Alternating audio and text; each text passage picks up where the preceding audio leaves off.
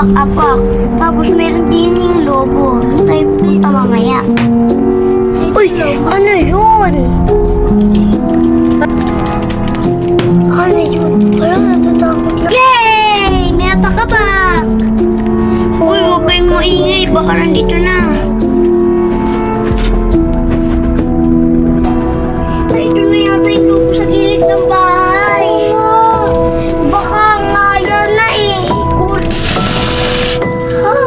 Tutok. Hala, patay tayo. Patay tayo. Tayo. Patay tayo. Patay tayo. Patay tayo. Patay tayo. Patay tayo. Ikaw. Natakot na ako. Ako, di ba yung may-ari nito? Nakalimutan ko na yung bahay na may sara? Baka sarado muna. Ay, teka. Baka may sa loob eh. Kasi may nakalagay dito. Haunted house. Sige, tara na. Wala.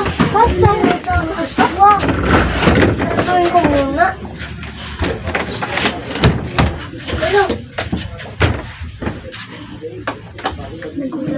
Wala. Baka yan na. Nagulat eh. Ano ba yan?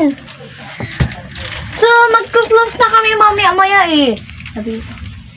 Hindi po. Po kayo may-ari. Kung ayaw nyo maniwala, sasarhan ko na kayo. Tatawagin ko lahat ng aso. Baya lang sa'yo. Dahil wala kayo, sasaraduhin ko rin yung pinto.